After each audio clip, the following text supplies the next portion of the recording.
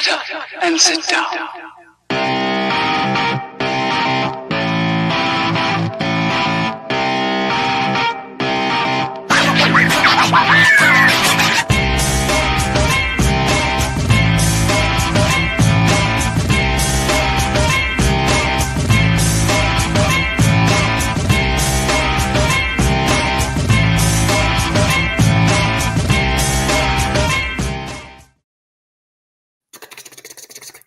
Hello, hello, hello, and Merry Christmas. Tacky Christmas sweater time. I love your tacky sweater. I think it's so grandma. It's like a blinged out grandma though. Well, that's even better, but I love it. Thanks. Did it come with those buttons or did you replace? Oh yeah. No, it came like this. That's so fun. I can't remember where I got it. I got it at a thrift store or at Goodwill or something. Well, yeah, there's no way that dime piece is in any box store right now. Yeah, it's vintage. No way. Vintage is right. Well, you went cute, tacky. I went comfortable with my little tacky Merry Christmas shitters full from Christmas Vacation, one of the most elite Christmas movies ever. Yes. I went all green for y'all. So I got my green glasses, green sweater, green nails. Love it. Love. Yes. So anyway, enough about us. We got a 2-game. Oh, here we go. Already starting off strong with Scotty Boy. Well, welcome again to Pardon Me, Alex. We're excited to cover 2 games in this episode, trying to cram these 2 in before Christmas. That way we don't have to worry about it. And then we can kind of jump back in as soon as the Christmas holiday is over. The boys are obviously on Christmas break right now after last night's W. And so I hope they're enjoying time with the family or friends or whoever they're with. And that when they get back with each other, I think at some point at the end of this week, that they're ripping, raring, and ready to go for the second half of the season. Okay. Or, to finish out 2025. Anyway, so like I said, we have 2 different episodes to cover tonight. The first one being the Texas A&M Corpus Christi game that was on 12/17. And then the win from last night when we played University of Dallas. But yeah, so let's just kick it right off because, again, we have 2 episodes and we don't want to keep y'all here longer than we have to on a balmy Monday night. The way I was so disappointed when I checked the weather for NAC Wednesday and Thursday, and it's going to be like 77 on Christmas. Oh, yeah. Not pleased. I have a whole Christmas sweater, satin pant outfit combo for Christmas Eve for our annual Christmas tree picture. And I am going to be sweating. So we're going to have to run into the hotel and get this picture taken before I sweat everything off. So before we melt, we're gonna be sweating to death. But I'm not changing my mind. I ordered this sweater and these pants specifically for this picture, and I'm not changing. So. Yeah. Oh, I'm still wearing a sweater. I'll just be wearing, I guess, a skirt or something so that I'm not super hot. My God. Ugh. Anywho. Okay, so we'll start with Wednesday's game. December 17th at home, William R. Johnson against Texas A&M Corpus Christi. So in our previous matchup history versus Texas A&M Corpus Christi, sorry that my cat's putting his butt right in the camera now, we have 27 wins and 7 losses. The last matchup, we won 78-64 in February at home. Our largest margin of victory was 79-46 in 2017, and our smallest margin of victory, same year, 61-58. So funny sometimes how the largest and smallest margin of victory are in the same year, but I digress. So starters for this game, our usual starting 5 back at it: Keon, CC, Cam, Gerald, and Lateef.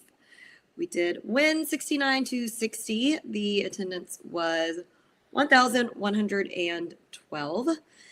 And for Sean Kennedy's stat section, we had field goal percentage of 45.7, 3-point percentage of 50%, free throw of 55.3, 30 points in the paint, 21 points off turnovers, 11 second chance points, 4 fast break points, 19 bench points. We did have a total of 33 rebounds, 10 offensive and 23 defensive.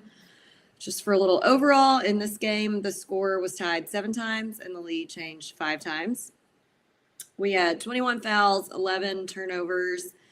Texas A&M Corpus Christi just had 1 more turnover than us with 12. We had 6 steals and 5 blocks. Our game leaders, we had Latif with 20 points and 1 steal. Keon with 15 points, 3 rebounds, 3 assists. And Gerald, as I always include because he leads our defensive stats, he had 2 points, 8 rebounds, 4 blocks, and 2 assists. Man, this was a game. So Jacqueline and I were just gonna agree on our player of the game for this night. Started off kind of rough for him, but he really picked it up in the second half. And so I think we're both just gonna go with Tiffy Boy. Jacqueline hates that nickname, but I love it. I'm going to call him Tiffy till the day is over, and then I'm going to call him that. As long as that boy's here in an SFA jersey, I'm going to call him Tiffy. Hey, if he likes it, I love it. It just makes me think of teeth. No, teeth. I know, I get it. I totally get it. I'm pretty sure that's like his little nickname on Instagram or something. So I'm just going to go. Yeah. As long as anyway. Yeah. He definitely. And listen, this was not just a Latif thing. Everybody was kind of struggling in the first half. That was going to be part of my grievances. We'll go over that more, but that he really turned it on second half. And so I'm very, very pleased to see that he ended the night with 20 points and even tossed a little steal in there too. Obviously Keon always very consistent at, and in the leader category in terms of points. And I mean, heck, even rebounds. And then of course, Gerald, there's nothing else to say. I mean, this man is leading the NCAA in blocks. I don't think we've ever had, in the short history that I've been a Lumberjack fan, that we've ever had a guy under the basket like Gerald. Like, it's been a really, really long time. Yeah. Agreed. And I know Jacqueline will agree with me. Like, we are thankful, and I don't know what nice list or whatever we had to get on in order to get him to play I'm pretty sure his last season, I'm pretty sure he's a senior with us. I'm just so pleased, and I'm so thankful and blessed and grateful. Like, I'm that sign that's in every basic white girl's house: thankful, grateful, blessed. Like, we're just basking in it. Literally is just, yeah. So anyway, man, oh man, we call him JC, or a lot of people call him JC, and I'm like, he's the second coming. He's JC. Second coming of SFA men's basketball. I tell you what, baby, we're back, big back. So yeah, just rolling it right into the feats of strength. I think definitely one of our biggest feats of strength was getting through that first half and knocking off the rust, although that was very stressful, which we will talk about for sure. But I think that also just show the strength of a team and like how we can regroup in half and come back in the second half after just an absolute horrendous first half and come back and figure it out and just make it work and win. Yeah, agreed. We'll get to the first half, but yeah. So that's definitely one of my biggest feats of strength from this game. Obviously, Teef coming in with 20 points and starting off the second half really strong. And there's nothing I love more than beating a conference opponent at home. Yeah, it's nothing. Yeah. Yeah. I'm going to say my biggest feat of strength specifically for Latif, since we both named him our player of the game, is, like you said, the first half was a rough start for everybody. Everyone. But and this is something we've talked about multiple times, the live by the three, die by the three. And this game, he was only 1 of 3 from the 3-point line, which is not his usual. No. But I would rather that and then see him have 6 of 3 from the field and 7 of 9 free throw than 1 of 8 from the 3 or something. So, his threes weren't falling. He redirected. He was shooting well from elsewhere on the court, really good from the free throw line. Whatever gets the ball through the net. Yeah, he readjusted. He made some, smart decisions with the ball the second half, and we were off to the races. And, it takes something like that, both Teef and Keon, to lead the way and get everybody else back on the right track. And that is exactly what kind of happened there. Looking at everybody else's score line, I mean, you got CC. Yeah, he wasn't obviously super high point, but he had 7 points. He was, 50% from the free throw line, 50% from the field. He had 4 rebounds still. He had 3 assists still, even a block in there. Let's see. You had Narit, our boy Rit, with 8 points. He was 100% from the free throw line. He hit 2 really solid threes. And I think that's one of the main things is this might have been not the only game, but one of the first games that, we did recognize that, man, the shots just maybe weren't falling behind the arc. So it was just like, we got to move our game in. And so, and those are the types of corrections that happened obviously during have a conversation about it and then make those necessary adjustments and then go from there. And yeah, and a good little shout out on 3 points though of players who didn't take a lot, but they made them all was Marcus Curry 2 and Cam 1 of 1. I mean, would we love for Cam to have more than 1 3-pointer a game? Sure, but he was 100%. He didn't take any that weren't a sure thing. So love that, Absolutely. Let's see. Trying to think of any other quick shout outs. We talked about Gerald again. What else can you say about that boy? Insane. We had C Green with 4 rebounds. Yes. I'm glad. Yes. Thank you. L had a rebound in there. And then let's see here. Yeti had a rebound. I mean, Narit had 4. Cam had 3. So everybody and their mama was rebounding. Yeah. Love to see it. These are just, again, a great example of a good team win. Everybody contributed after that first half. Yeah. Going 50% on the 3-point line, I will take that all day, every single day. That is an amazing 3-point stat. I'm not mad about it one bit. No. Let's see what else. Do love to see that. I got some caveats to that for the grievances though. No, well, of course. Yeah. There's always caveats. Another stat line that I really love from this night was the 21 points off turnovers compared to their 12 points off of turnovers. We had only one. They had 1 more turnover than us, and we really, really capitalized on those turnovers compared to what they did. So I also think that's another huge part of the victory is that we capitalized on all the turnovers that we forced on them. And I mean, they did a little bit, but not as much as we did. Yeah. At the end of the day, it's whoever scores more points. And guess what? Love when we make it to the finish line with more. Always. Dub. Wins. Love it. I'm also going to say I was happy with the steals, 6 steals. That's pretty nice. Oh, for sure. Absolutely. For a pretty evenly matched opponent like this. Happy with that. Oh, absolutely. I think another thing that I have been loving recently, let me see here. I feel like we've been pretty consistent with again, this is a positive. I know that 21 seems like a lot of personal fouls, but I feel like we've been pretty consistent with fouls. Like there hasn't been a game where like the personal fouls were like just outrageous.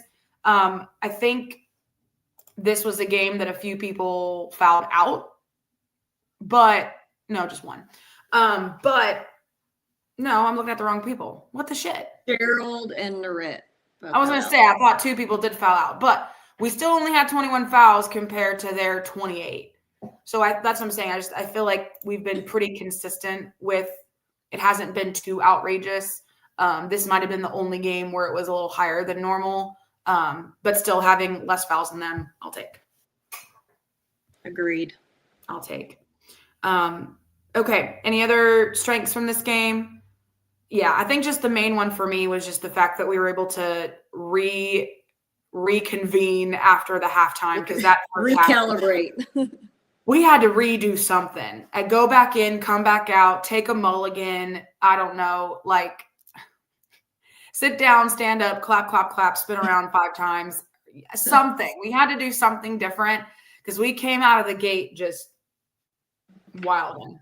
Anyway. So I think that was the biggest takeaway for me was, in the face of adversity and, struggling, got some rest. We hadn't played in 10 days, leading up to this game. That's a big gap. That's a big gap. I feel like that's going to be not similar, but it's going to be pretty similar to the last game was tonight or last night, and then we're not playing again until Monday, the 29th.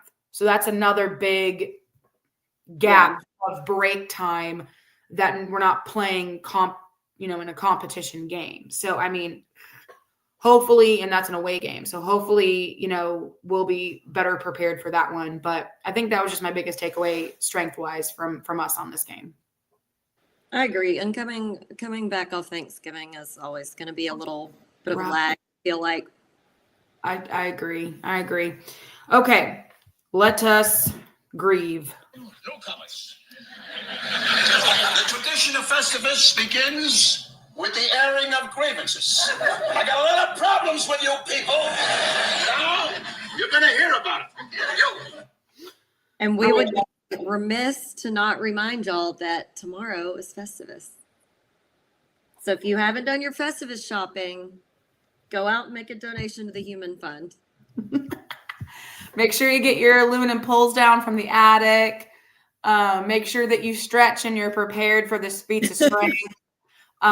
Make your list of grievances prepared and ready to go. I have my list of grievances ready to go, mainly for this game. Yeah. But first half. Just the first half. Go ahead when you're ready. We were down by 9 at halftime, you guys.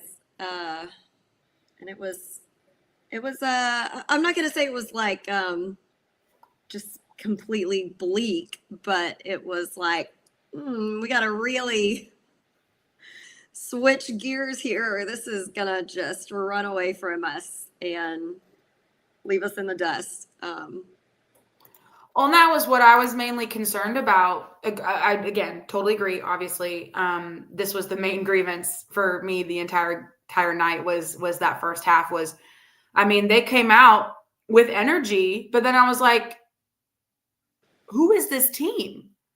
What have you done with the team that's been playing so well up to this point? What did you get body snatched? Like, who are you? I was just so flabbergasted by, but also at the same time, it wasn't just us.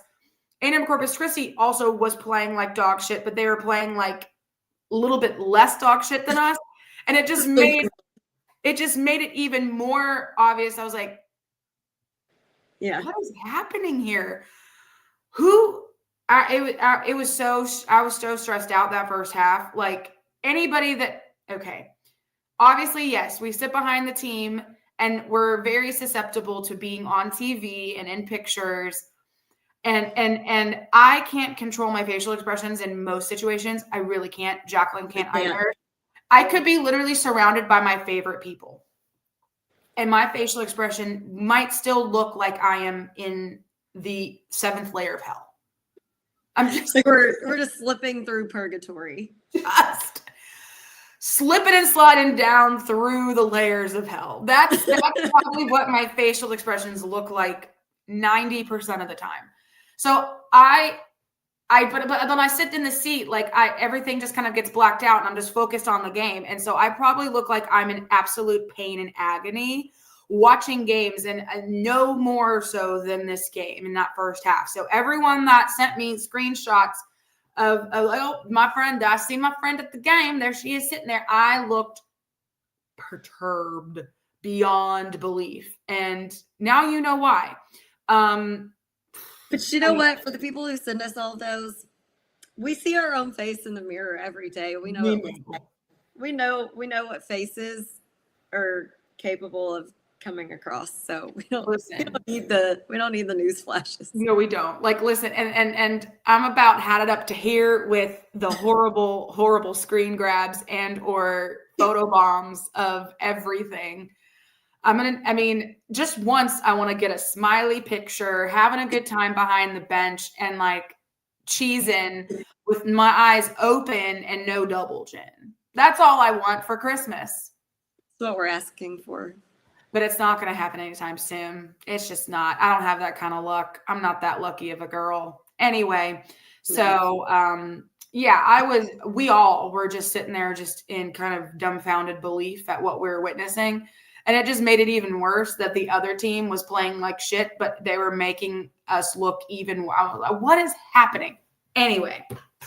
It was very discombobulating. We were like, we don't look good, but they don't look good either. And like, we're not that bad. We are so much better. Right. And I was just so concerned too, because I know that A&M Corpus Christi, I know obviously their stats or their wins and losses column may not reflect it, but they're a good team. Like they can be a good team.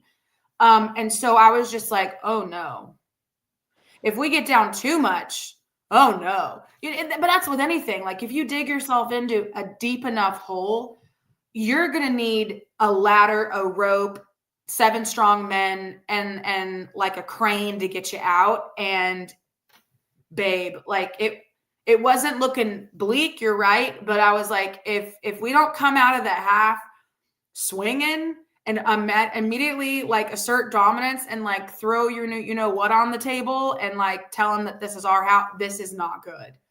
And I don't really feel like dealing with an L tonight. You know, I was going to be really upset if we got an L 2 days before my birthday. I know. Someone was going to owe me like a consolation birthday basketball monument. I don't know. I'll always take a consolation birthday basketball. But anyway, but you're right. I'm open to negotiations, so I'm just kidding. But usually on your birthday games, we do pretty good. Like we've made some really big wins on or near your birthday in multiple seasons. So it's just like, I mean, we had an upset of Baylor one year on your birthday. That's the biggest one. That was the biggest one, yes. But we've had really good luck on your birthday playing good games. May not have won, but like played decently. And I was about to come over that damn railing. Anyway. Yeah. I have a couple other grievances, but go ahead. What I alluded to in the first half. Well, I'm so happy that our 3-point percentage was 50%, but man, am I tired of what? Why is our 3-point percentage higher than our field goal percentage and almost higher than our free throw? Yeah. I mean, field goal percentage of 45 is not that bad, but free throw percentage of 55, I'm sending it back. I'm not accepting that. That ain't it. How can our 3-point percentage be so close to our free throw percentage? I don't know. Your guess is as good as mine. I don't know. That is a mystery that is probably mind-boggling to not only us, but the entire coaching staff, to be fair. It's like this is the best season we've had in years as far as 3-point percentage, yet the worst free throw. Right. Like, right. I mean,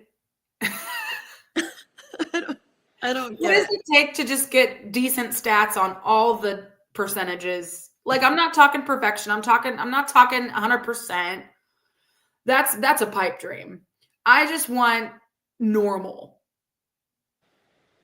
I mean, I'm gonna try to not complain about it as much, seeing as a 3-pointer's 3 times what a free throw is, but it's just the fact that they're free, y'all. And it's an untested shot, and you can take all the time in the world. Straight on. You can get your feet set however you want. You can get your hands set however you want. You can take your time. You can say a little prayer. You can say a mantra, whatever you need. And I just don't understand it. Listen, if I could dissect the mystery of our free throw shooting this semester or this year, I could win a Nobel Peace Prize, but I don't. It's not happening. I'm about to send it in for an Unsolved Mysteries episode. Oh man! And the thing is, and again, we're not saying anything that isn't already very vastly obvious to everyone on that bench and in the locker room. I mean, I'm sure it's a constant worry and complaint. I mean, because again, as we get further down into conference, we're going to play some teams that are they're going to foul the crap out of us. And guess what? We're going to need to be ready to hit those damn free throws because they know that we're not great at free throw shooting. So guess what they're going to freaking do? Yeah.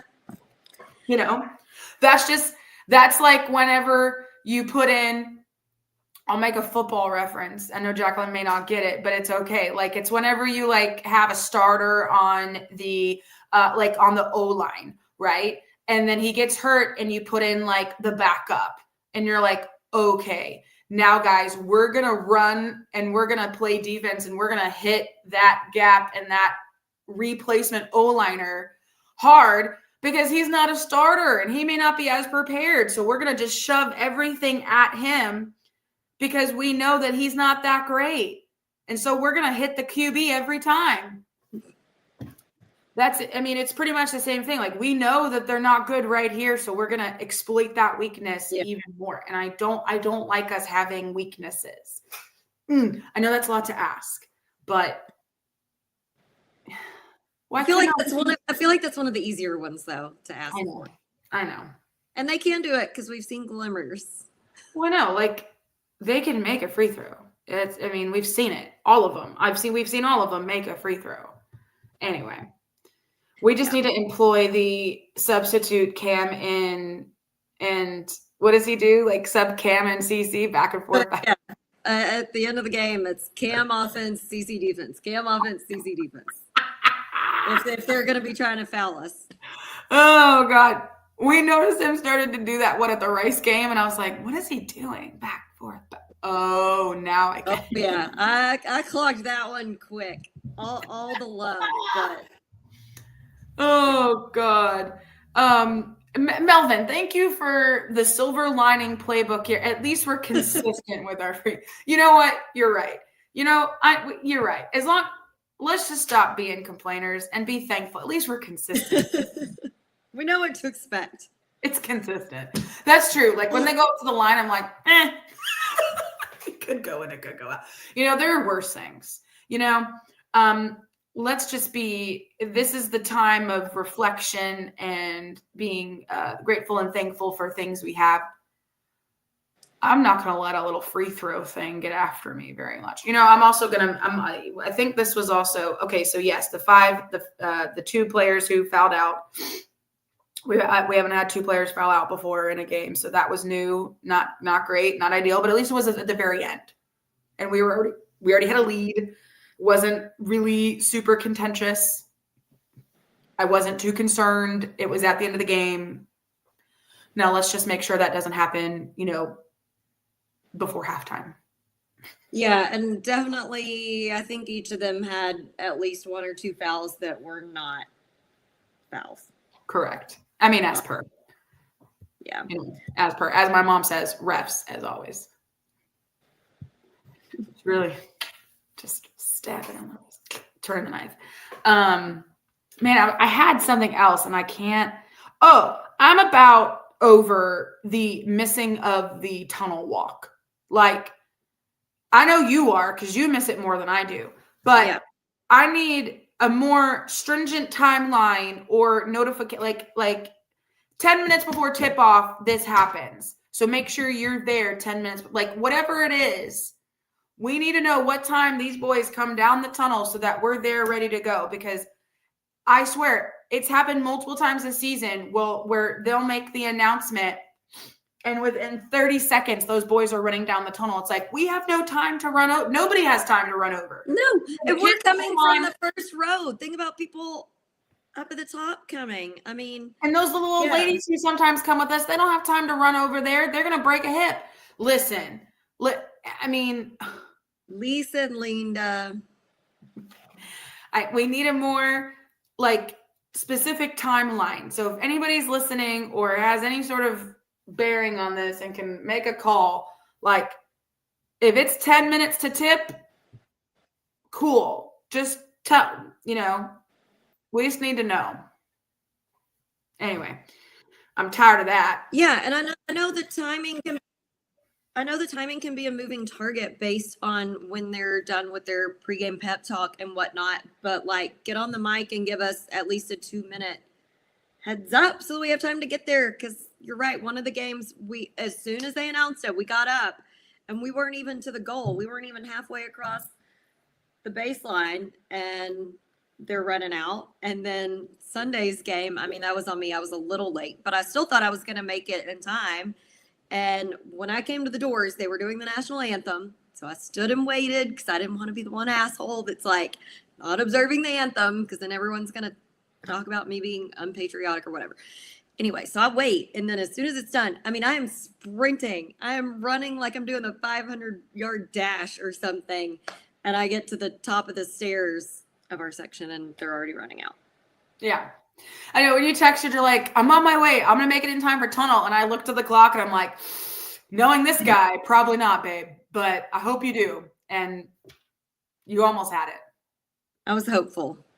I was hopeful for you, but as soon as I saw the time, and I was just like, I have a feeling it's going to happen in the next 5 to 7 minutes. And damn it, if I wasn't right the fuck on, like I was, I mean, it's been erratic in the time anyway. So I feel like I'm trying to figure out the timing. Like as soon as the boys finish their warm up and then run in to get changed in their little pep talk, I feel like it's like a 5-minute in between. So it's like as soon as we see them run in, count it 5 minutes and then walk over. With or without an announcement. I'm not waiting for an announcement anymore. That, or we've got to just start going over right before they do the anthem. So we do the anthem Because over previously, Yeah. I'd said as long as we got up after the anthem, but I mean, Sunday, I don't think we would have made it in time because by the time the anthem was done, I sprinted our section and they were already running out. Yeah, no, that's true. So I think we have to walk over there right before, but damn, how long before the game tip off does the anthem occur? I don't know. We'll just have to watch for when we see people. We'll have to figure that out. Anyway, all right, that's our long-winded grievance and rant about something as simple as the tunnel walk. But like, we want to give them high fives and like wish them, and not only them, but also the coaching staff and all the managers and everybody, like, the athletic trainers, like thank them for, hey, good luck. Let's go. Let's get her going. Like, we want to be the hype up, and by Joe. Anyway. Okay, I only have one more, and it's kind of a combo feat of strength grievance to just wrap it all up at the end. So to start out with the grievance half of it, several of our dudes Wednesday night's game. Uh-oh, here we go. Just started right back up the tunnel after the game. Weren't going to come over, for hugs or high fives or. Are you gonna name names?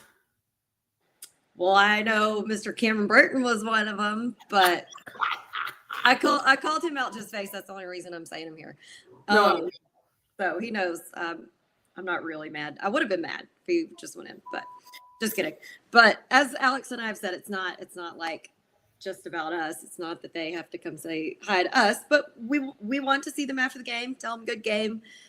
And especially if it was a bad game, give them a little hug and a little, pick me up boost or whatever. And there's a lot of the little ladies from the Methodist church that walk down there and they want to see their boys and give them a hug. So, it takes, because a lot of 2 minutes.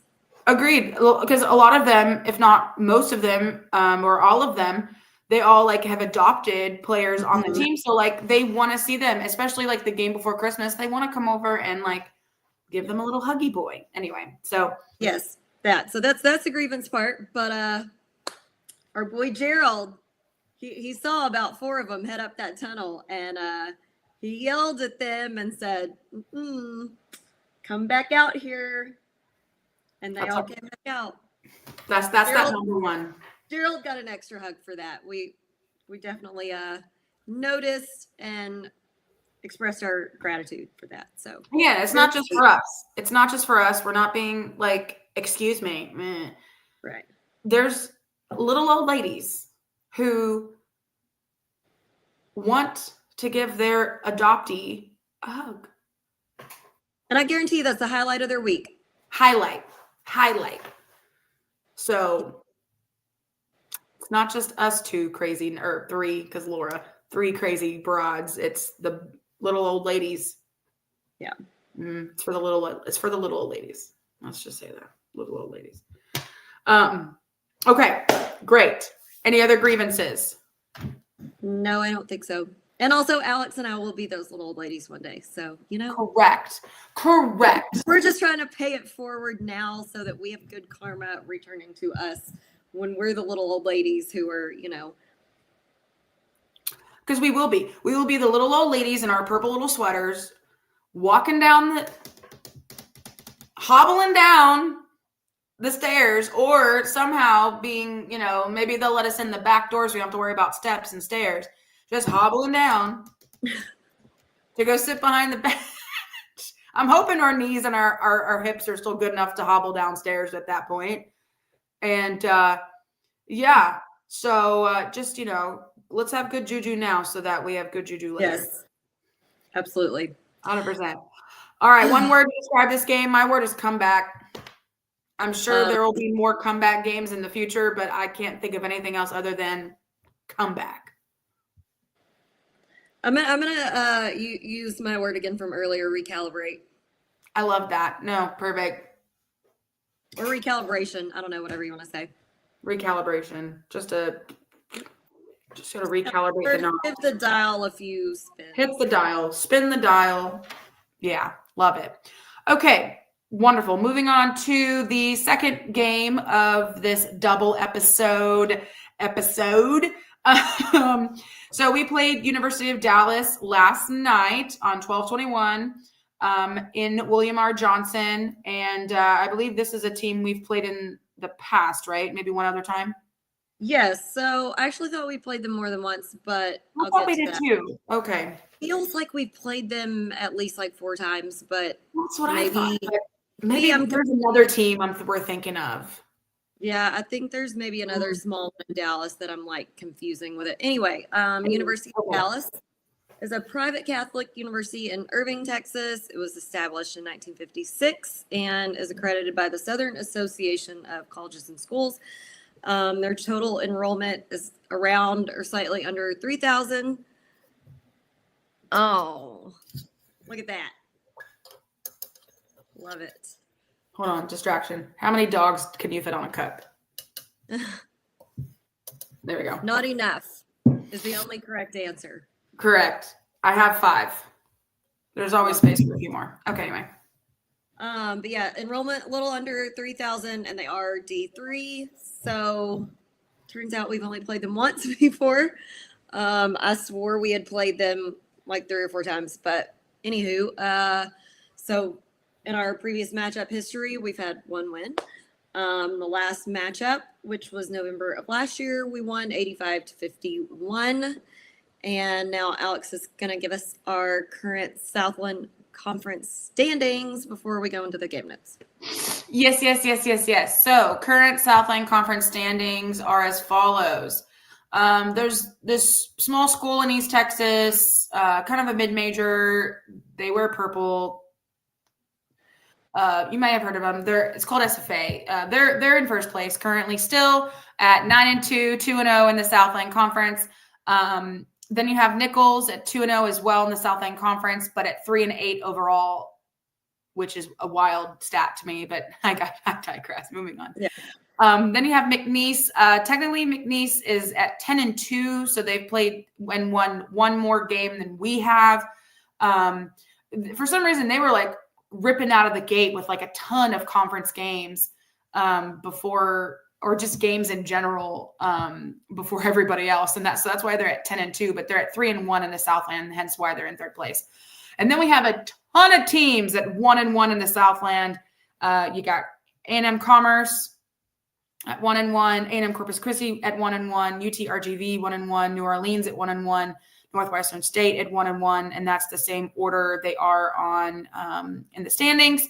And then we have UIW at 1-2. They're at 6-6, so they're at 500 for the season so far. Southeastern, I can't read, at 1-2 as well. They're at 4-8. HCU at 1-3 at 5-7, and Lamar is not doing too hot at all this season. They're at 0-2 in the Southland and 5-6 overall. I mean, not horrible overall, but that 0-2. You know what, that scares me even more for when we play them, because somehow it is the seasons that they start off the absolute worst, that they just like come out of nowhere when they play us, and it's like they have figured it all out. Yeah, all the issues and all the previous growing pains have just been thrown out the window, and they're going to play their best game of the season versus us every single time. Yeah. Every single time. And no, Melvin, I'm not talking about SF Austin. I'm talking about Stephen. I almost made that joke too, Melvin. So Austin. Great minds. Stephen F. Austin. SF Austin. Anyway. All right, so that's the standings as of today in the Southland. Doing good, feeling good, doing good. I don't mean to like. I don't want to be like a jinx, but I'm just saying we're 7-0 at home. That's all I'm saying. 7-0 at home. That's Somebody go rub a large man's belly or head or whatever, a bald man's head. Somebody go knock on a piece of wood. Do all the other lucky things, because that's a pretty good so far start. I'll tell you what. All right, anyway. Good start. Pretty good. All right, moving on. All right, if y'all could see the look that Scotty gives me, it's just the sweetest thing ever. I know he usually has his resting bitch face on for the camera, but the look of adoration that he gives me is just the sweetest thing. Anyway, here he is with his bitch face. I wish a real human man could give us that look of adoration. When I find anyone who looks at me the way this little cat does, I know he looks mad right now, but anyway, all right. Back to the regularly scheduled programming. We had same starting five: Keon, CC, Cam, Gerald, Latif. We did win 103-255. The attendance was probably, I feel like, one of the higher that we've had this season so far, 1,692. Mm-hmm. Maybe we've had a few over 2,000, but I feel like the last several have been around 1,000. Sean Kennedy's stat section, our field goal percentage was 50, 3.41%, 60% from the free throw. We had 50 points in the paint, 25 points off turnovers, 21 second chance points, 28 fast break points. Probably our season high for total rebounds with 56. We had 21 offensive, 35 defensive. And I think perhaps our season low for fouls game with only 12. Damn. 7 turnovers, which also might be our season low there. Opponent turnovers, they had 14. We had 12 steals and 6 blocks. I did list several game leaders this go around. Oh, okay. Sorry, my cat. Latif leading the scoreboard again with 18 points, 5 rebounds, 1 block, 1 steal. We had Keon again right behind Latif with 14 points, 8 assists, 5 rebounds, 1 block, 1 steal. We had Narit with 12 points, 1 rebound, 1 steal. Yeti with 10 points, 6 rebounds, 2 assists. We had Marcus with 10 points, 2 rebounds, 1 assist, 1 steal. And we had Gerald with 8 points, 8 rebounds, 3 assists, 2 blocks, 1 steal. Yeti! Okay. I just get giddy when Yeti does well. I see so much potential in this kid, and I'm just like, I want him just to continue to improve. Not only because JC needs a break, but again, he has the potential to be like that big man under the basket. Like, especially when we get to playing teams like McNeese, whatever, and I know they have big, stocky, like big, like I know they do. They got big guys, and so I'm just like, oh, we need that. Okay, anyway. Breathe. All right. So, player of the game. Who are you going with, Jax? Okay, so this one's tough. It is. I kind of have a toss up between 2 players and then a broad scope one that I want to give. So I'll give my toss up, and then in the feats of strength, I'll give my broad scope player of the game. But man, and I hope that you pick one or the other, and then we can just call it a day. But it's a big toss up between Yeti and Marcus here because I'm glad you said it, dude. Those were going to be my 2 too. So whatever one you pick, I'll pick. All right. So, I mean, I could go on about both of them, but Yeti, this was probably the best that we've seen him thus far, I think. And like Alex said, he's been, yes, Narit and Moo both had a nice game. Okay, she's talking about Mo like Mohammed. She still doesn't get the picture that we call him Ak. Okay, well, he had a that. great game too. So, we'll expand more on that. But like you said, I think Yeti's showing us more and more potential every game. And I feel like he was really being aggressive on offense and defense this game.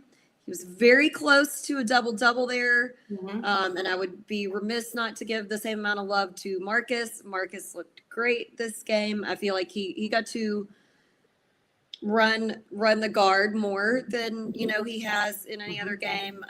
10 points, 2 rebounds, 1 assist, 1 steal. He was all across the board. Great. Listen, I am who are you picking? I'll go with Marcus because I feel like you're very excited to expand. Okay, so Yeti.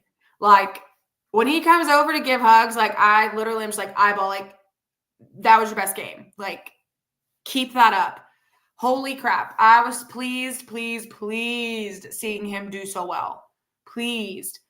Because I feel like we've had just I feel like I'm such an ass when I say things like this, but I'm just going to say it. Like, we've had such not great luck with like our Europeans. They can be deceiving sometimes. Well, I'll go on a very short soapbox. They can be deceiving sometimes. For sure.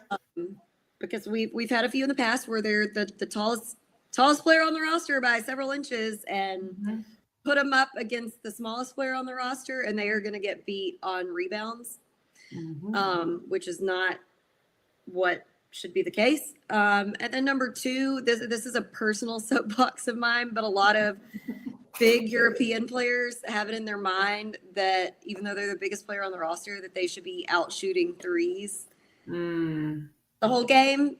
And that might be the European way to play, but baby, you're in Texas now. And if you're the tallest, biggest dude on our roster, you better stay somewhere in the vicinity of that black square under the basket. Because that's what we got you for. That's what we got you for. Right. We have guys whose role is to shoot the 3. We got that covered, babes. We got every once in a while. And listen, I think Yeti, let me check. He did attempt one. And it was close, and I was not mad about it. I I'm not wasn't. saying Literally, that they can never shoot a three, but I don't want you just hanging out there. Like, correct. that should And be if the opportunity arises. And the opportunity presented itself. He gave it a really good shot. It was off by like millimeters. So again, and we sat there, and normally when that shit like that happens, like we're like, oh mother. But we I'll were be the not first one to be like, we're like, right, not in my house, but yeah. But we were not mad at all. I was like, you know what? Respect for the attempt. It was a wide open opportunity. He had it. We're playing University of Dallas. Like, if you're going to take a shot like that, now's the time to try. So again, not mad one bit, but I'm so pleased. I'm so pleased. And my mom continually asked, who's Yeti? She asked it again in the comments. It's again, okay. So his name is spelled with a G, but the pronunciation is Yeti. But you know what? I did ask him because I've heard guys call him Yeti, but then I also have heard them say Getty. And so after the game, Wait, what? I've heard some say Getty. And so after the game, I asked him, I said, because I was like, great game, Yeti. And then I was like, am I pronouncing that correctly, Yeti? And he nodded and said yes, but I have heard people say it both ways. So Okay. I asked again while I looked in his eyes to make sure that I was saying it correct. Now, if he's just too kind to tell me that I said it wrong, I don't know. But I did my due diligence and I asked. Listen. Okay. Okay. Well, hey, you asked, and we're just going to continue. I asked him and he said yes. So that's all I need. He's not mad about it. So that's on him. Bless it. Okay. He may just be too nice, but at the same time, like, I also think Yeti is like a good name for like a big burly dude. Like, it's a good nickname regardless. It's like Yeti. Anyway, it's a play on words. Anyway. Yeah, agreed. Digress back to basketball. All right. The 6 rebounds, the 2 assists. Like, again, that's not necessarily your job. You still got the 2 assists. I could probably talk about this for a while, so I'm just going to wrap it up. He 100% he's my player of the game. I was so happy because, again, we're going to always have, like, Keon up there, Rit up there. We're going to have Teef up there. But to have Yeti with double-digit points, and he was out there for probably the longest of the season. Let's see, how long was he out there for? He was out there for 16 minutes. Loved it. Loved it, loved it, loved it, loved it, loved it. Keep it up. And, yes, shout out to Marcus for his 10 points as well. A couple of those were some hella good threes. 3 of them, actually. I'm so sorry. He was 50%, 3 out of 6. Some really, really pretty threes in there. Mm-hmm. You know what? I have to give a quick little shout out. You know who else hit a 3 and we were like screaming our absolute heads off? Little L. Come on, yo. Come on, L. Come on, L. All right, to answer mom's question, Yeti's number 17, Mom. He's like the big white guy. Like, I don't know how else. Like, anyway. So yeah, good job, L. All right, let me check out the stats one more time so I can look at it. Again, obviously, yes, Rit, great job. 4 to 7 for the threes. Rit is of strength now. If it isn't obvious, we've moved straight into feats of strength. If it is, okay. He is so good at the catch and shoot. So good. I don't know anyone in the most recent years. Maybe I have to really, go back in the Rolodex. But anyone who's been that precise and that consistent at a catch and shoot. I mean, he is textbook spot shooter. If you've never heard that before, like literally, if he is Johnny on the spot and you get him the ball within a millisecond, he's released. Yeah. Like, he is so good at that. Like, so good at that. Anytime the ball is like chunked to him, immediately I'm like, all right, he's going to shoot. Like, I literally, Jacqueline is, I'm sure used to this by now, but like literally anytime any of our guys like go for a 3, I grab her thigh. I'm like, ugh! especially, You know, some of these guys who aren't in as often, like Marcus or, you know, I mean, hell, the three from Ock. Hell yeah. Hell yeah. Again, if we're gonna have a game where we like try different things, which I have another point to make in a moment, try different things, try different lineups and situations and people playing on the court with each other and this, that, and people trying threes that aren't normally three shooters and all these. This is the game. This is the game. Yep. This is it. This is it. Another cool thing that I don't know if he's done particularly like this consistently. Also, freaking Matty B was doing hockey switch ups. He was doing the whole line change. 5 in, 5 out. 5 in, 5 out. 5 in. Maybe every once in a while, one will come out, two will come out, but like very consistently doing hockey lineup, like line changes. All of them in, all of them out. All of them. I'm like, okay, this is new. And I love that he did that this game. Honestly, I know Alex will agree with me, but pretty much after our starting five, the next five are pretty much the ones who will consistently have about the same amount of playing time in a game, like as all those five players. And then the next four are more the newer or, you know, true freshmen. And so by alternating those two 5-player rotations, Right. Once we got to a real comfortable lead, then he could pretty much just put in the next 4 and give them. That's why we love these games, is to give those players just more time on the court, more experience, and you know, like anything that you do, it just takes more time and repetition and getting comfy.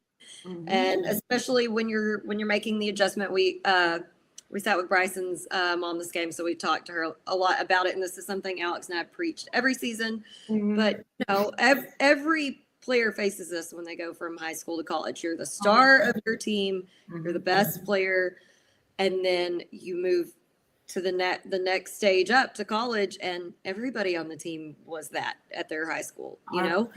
And especially your freshman year, you're the new one in. You're the one who hasn't competed at that level, no matter how strong you were in high school. It's just a different level that you haven't done before, and that can be a tough adjustment. And so we want to see, you know, these guys get to have time in the game and just get rid of any nerves of getting used to a new phase of their development. So we love that. And so I'll segue into my across the board feat of strength, or across the board player of the game for this game. I'm going to give it to the bench, because I would be remiss to mention, as I just said in that whole diatribe, but a lot of our guys who, you know, they're new and they haven't gotten all of the minutes that the starting guys have gotten at a D1 program, and all of them got in, and I think they all looked really good. If I can interject really quickly while you look, normally when not just, you know, the guys off the bench who always come off the bench come in, okay, we're like, okay, we're comfortable with it, we're good. But when like the guys at the very, very end of the bench go in, it sometimes can be kind of dicey. I gotta say, I know we're playing University of Dallas, and that is, you know, that's a whole different caliber of a team that we're playing in terms of like their competitive level. Shout out to them for putting forth their best effort. At no point was I concerned about this game. At 0 point. I mean, the game hadn't even tipped you off yet. And I'm like, all right, well, we can sit back and relax. Yeah. It's just one of those games. And again, no shade or hate towards, that's just the game. And they know that coming into, the other team knows this coming in. Sure. But you also have to treat it just like any other game. Like, just like you're playing another D1 opponent, right? You don't give any special treatment. You don't, you know, until the end of the game, you maybe let off the brake a little bit or the gas a little bit. But the fact that they got in for as long as they did and were in and stayed in and kept increasing our total, our lead, there, you know, it wasn't like we allowed the other team to get on a run at any point. I was very, very impressed with their preparedness. Because again, you never know how prepared are these guys, because they don't get as often. How prepared are they going to be in terms of like knowing offensive plays, knowing where to be, this, that, whatever. Yeah, keep going, Jax. Yeah, and it, like you said again, it's just it's not even that they're not as skilled as any of the other players. We're not saying that. It's just merely the experience. Like they can That's be all it is. 100%. They could have the best stats and percentages, but like they still have only played in however many D1 games. Like, but yeah, they all look great. So we'll go through and give a few shout outs. Let's see. We had Harris had 2 blocks. Good job, Harris. I wish his mama was there in person. Normally she was there and she sits behind us. But she wasn't there, unfortunately, and I wish she would have been, but it happens. No, we were looking for impressed with that. Moo played very well. 2 points, 5 rebounds, an assist, and a steal. We had Bryson had 2 points, 2 rebounds. C Green, the last 2 games has been getting some more time out there on the floor, and he had 6 points, 4 rebounds. Nice. Good job, C. Elle was looking good with the 7 points, 4 rebounds, 3 assists, and a steal. Let's see. We already bragged on Marcus and Yeti and Narit and Keon and Latif, and I'll just brag on Gerald again because he was this close to a double-double of points and rebounds. And then he also had 3 assists, 2 blocks, 1 steal. To almost have a double-double and have something in every single nice stat category. And he had at least like 2 really nice dunks. So love to see that. Oh my God. Oh man, I had one and I just lost it. I literally was just looking through. Oh, it has nothing to do with basketball. Feat of strength, happy moment for me. Our friend Ty came and sat with us during the game as well. He messaged me earlier in the day and was like, "Hey, are you going to the game?" And I said, "Is a bear shit in the woods?" And so I was like, he said, "Well, nobody else wants to go with me." He was like, "But I want to go." I'm like, "Well, you can always go to the game and come sit with us." Like, Ty, you know this. You know that you've known Jacqueline pretty much your whole life. Like, and you know me from the brewery. You know we're going to be at the game. You can always come. So I'm glad he came. I'm glad he came and sat behind us. So if you're wondering who the boy was sitting behind us, because again, people love to see when new people join us on the rows and they're just like, "Well, who's this?" And I'm like, "You're not even here." And they're sending us pictures or texting us saying, "Well, who's that?" Yeah. Who gives a rat's? Like, one of our friends wanted to come and sit with us at the game. Anyway, so if you're from Douglas, you knew who it was, but otherwise, Douglas is about the size of a pack of gum. So I mean, oh right. So yeah, that's a small pool to pull from. But anyway, there's let's that. see. Last player that I didn't give an individual shout out to, I think, is CC. CC played great too. 6 points, 6 rebounds, 3 assists, and 2 steals, and he had at least 1 nasty block that was nice. He did.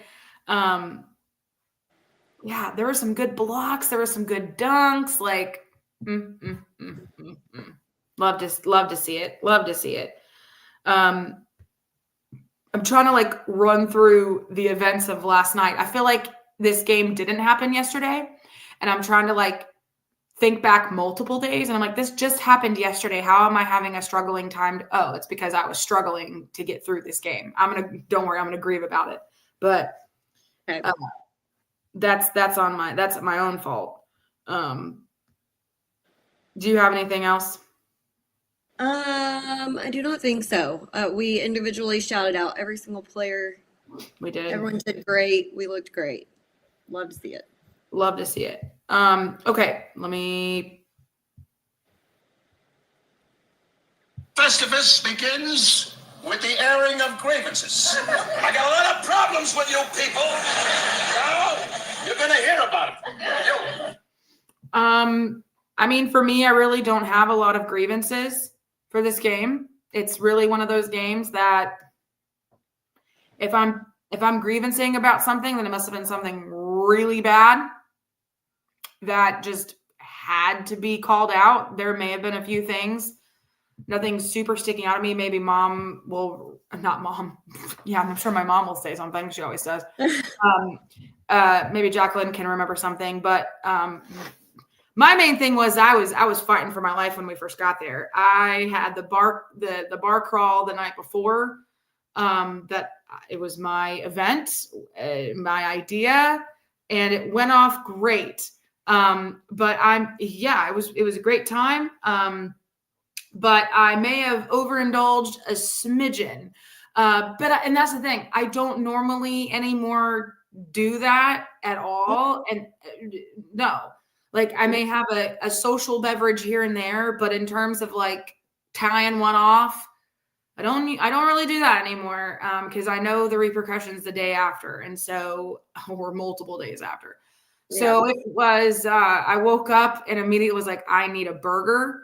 I need a large soda, and I need it stat. And so I went and grabbed me a smash burger from Jerry and Meg's truck at the brewery. Smash and Pass, shout out. Smash and Pass Burgers, food truck, shout out.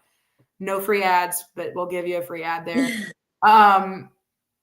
Delicious. So go try their smash burgers when you're in Nacogdoches. Anyway, I needed it desperately. And I literally told Jacqueline and Laura, I was like, I'm bringing this burger in, whether they like it or not. They can pry this burger from my cold, dead hands. So I smuggled it in Dad's little cart in his basket. I was going to say, I don't think you'll have any problems because probably not. I've had Jimmy John's delivered up there before and walked outside and got it and brought it in. Not quite as extreme as my pizza delivery at Northwestern, which I'm actually going to have to tell Gerald that story at the next game since he played for Northwestern. Not that he was playing there then, but I think he'll appreciate it. I think he would appreciate it. I think it'd be funny as hell. And this was obviously way before Gerald's time, so I think he'd think it was funny as well. But anyway, so I sat down there and I just hoovered this thing right there before the game started, just absolutely crushing this burger. I needed it so bad, but it brought me back to life. I was on the brink of death. And again, shout out to, there's just something about a hangover burger and fries. And gotta have something greasy and something caffeinated. And if you know, and man. Mom said, well, shit, now they're going to be looking in his basket. No, they won't. I brought the food in my hands and they don't care. They don't care. Listen, don't make me pull who the hell do you think you're talking to card. Right. Because we can't. I don't like to pull that card off and be like, do you know who I am? Do you know me? Do you know me? I've only been coming here for 10 plus years and buying tickets and season ticket holder. Anyway. But yeah, that was my main grievance, that I was struggling at the first half of the game. But I perked up and I was ready to go. But yeah, Jacqueline, you were ready after that. I was locked in after that. Locked in. Now we know that that's Eltramon's motivational mantra. So that's a lot of kiddos' mantra now, apparently. Yeah. Now we're getting more hip to what the kids are saying. Hell yeah. I have a few very minor ones only because I'm just pulling something out. Throw percentage, I'm still not happy with 60. It was better in the prior game, I'll say that, but I'm still not happy with 60% at all. And I would say, especially against a D3 team, but again, as I've said before, free throws are not contested.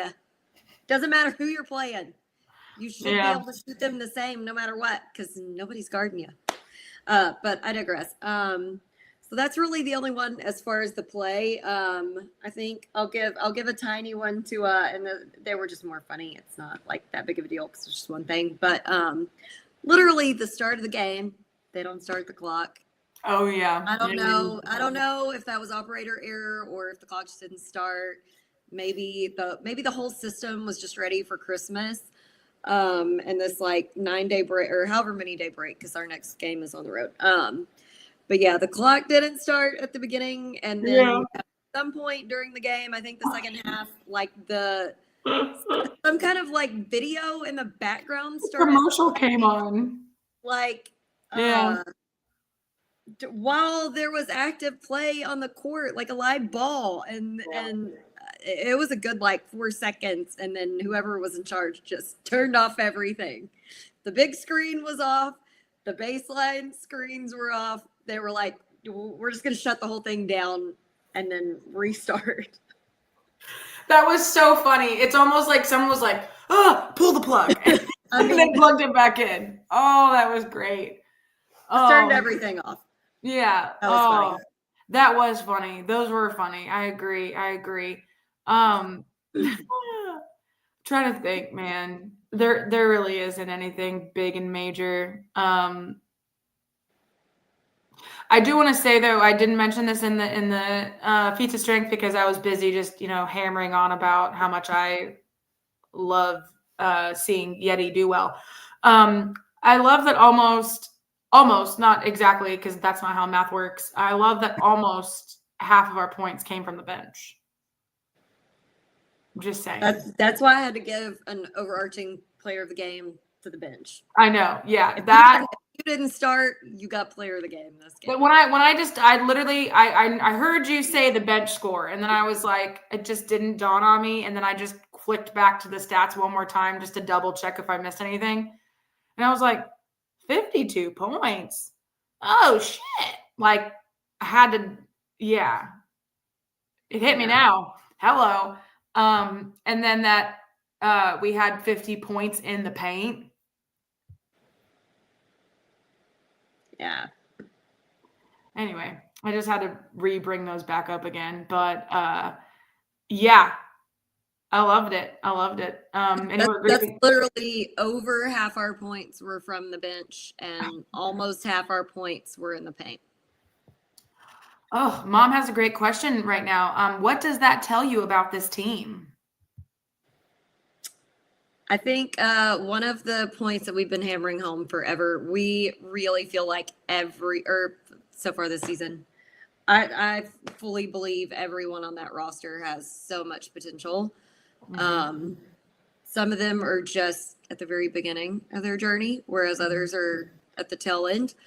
So we're seeing them all in different stages, but I really think all of them has just so much potential to be great players, and I'd be pretty comfy with any mix of a rotation on the floor at almost any point in any game, No, I would 100% agree with you on that. I feel like that also just is a huge shout out to the coaching staff and their preparation and how much they've done with this team to get them ready for the season and the scouting reports and all the behind the scenes work that's done, and everyone from the managers upwards doing their part. And Coach Matty B is a really big role player guy. Like everyone on this team, whether you're a manager, whether you're a GA, whether you're strength or conditioning, or you're a coach or a player or wherever you're at, athletic trainer, you have a role and you must be excellent at that role. And if you're not, you need to work towards excellence in that role. And so I feel like he's really, really good at hammering that point home. And I think that's just something that we have been missing for a long time, is just like confidence and giving I'm pretty sure he egged El Tremont on because I think El wasn't going to do the 3. And then all of a sudden, like, Coach was yelling at him to do something. And then he pulled up and did it. Like, I don't know if it was a 3 or just another shot, but like El was going to throw the ball and pass the ball away. And Coach, I heard Coach yell like, El, like, yeah. And he just said, well, okay. And he shot it and he made it. And I'm just like, okay. And then everybody on the bench was like laughing and smiling. And it's just like, okay. Yeah, yeah, and that's something that we've both talked about a lot this season, but I'm glad that you brought that up again now because yeah, it's a huge testament to the coaching staff that as you said and as we've gone on about, but the role is a huge thing because a lot of people just think, oh, whoever scores the most points, that's the most glamorous role to have. Right. And every little stat that goes on that stat sheet is important to the ending outcome. And so you can have a role that's just as impactful and not score any points. 100%.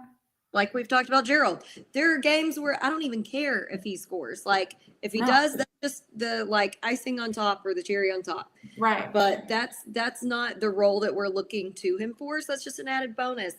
And I feel like he's made it very clear to every player on the team what their role is and gives them the confidence and like what am I trying to say? Like reassurance that their role is important, even if it doesn't seem like the most glamorous. And that is what enables people to flourish within that role, is if they feel that it's important. And giving people the confidence to do what it is that you're wanting them to do. I mean, we've talked about how Keon, just from last season to this season, and he was a great player last season, is scoring twice as much per game. And it almost feels like he's a completely like another level of him has been unlocked. He's leveled up. Yeah. And we've talked about our 3-point shooters. And granted, there have been some games where we've said in our grievances, like this wasn't their shooting night.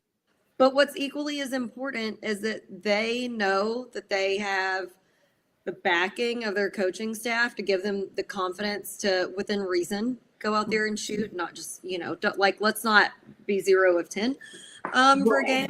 But, they have the space to give it a few goes. And then if it's not their day, to redirect and do something else. And it's not like they're afraid that they're never going to be allowed to shoot another 3 again, ever. It's like, okay, we know you can shoot it. That's what we want you to do.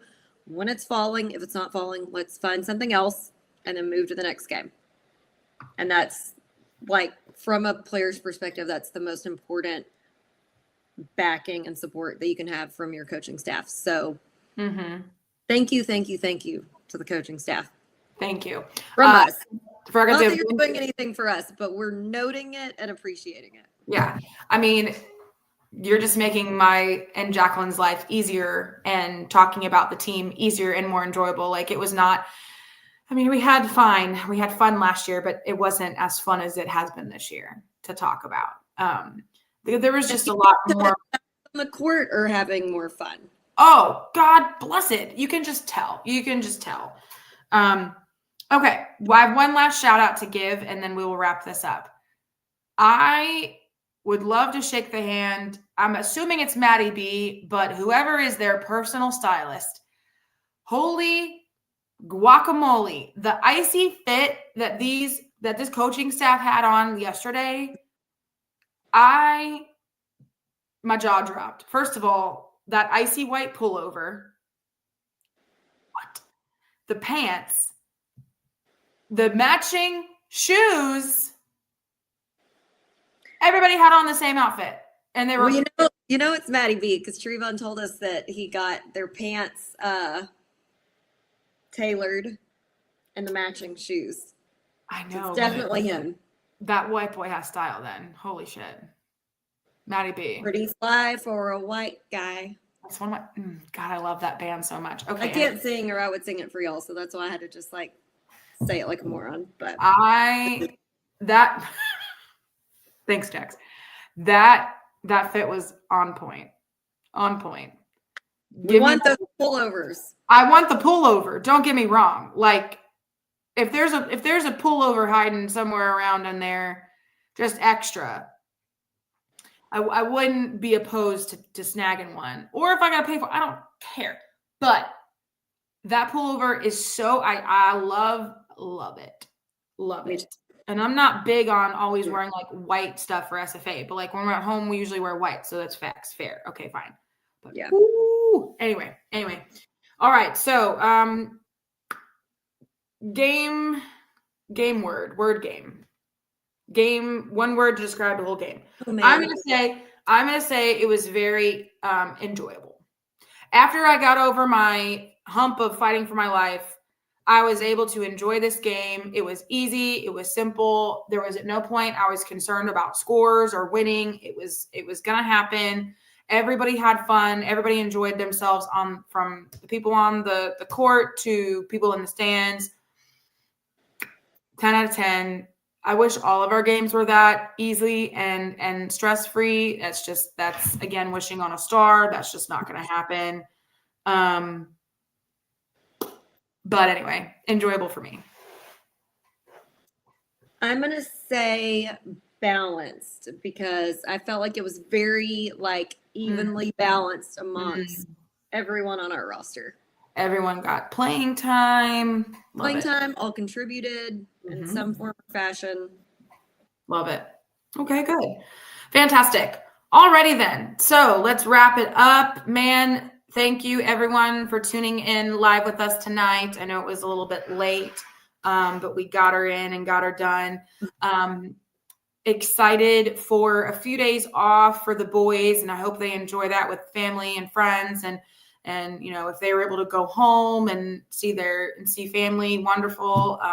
And if they had to stay here in town, I hope that they're with someone and they can give them a lovely Christmas here.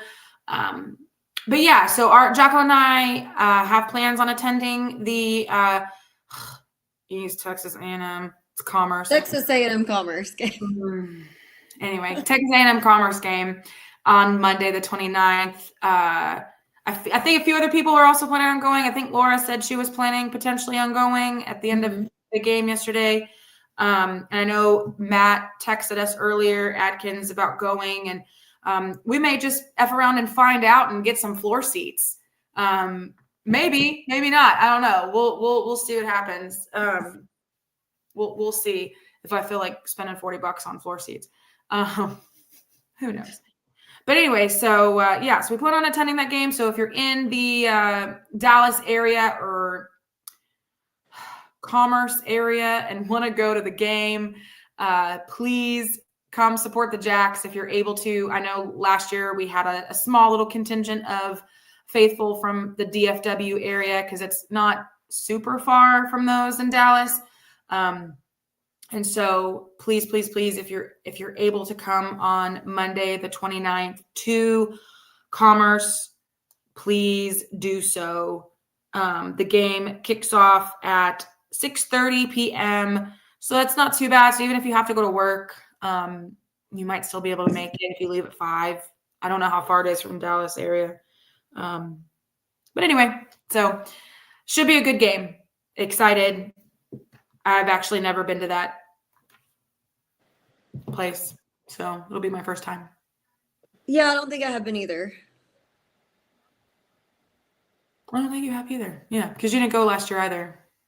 I for sure haven't been to see them play SFA. Let me put it that way. If I have been at any point in my life, it was like watching my dad ref or something. But I haven't been to watch SFA play. Okay, gotcha. All right, sounds good. Okay, everyone. We hope you have a wonderful Christmas and that you enjoy this time with your family and friends and you eat really, really good food. And Santa brings you everything that you want for Christmas. If you were nice. I mean, yeah, if you were nice. I mean, if you're naughty, you know. I don't know if you realized I put ho, ho, ho, but it's hoops, hoops, hoops. Oh, I didn't even know.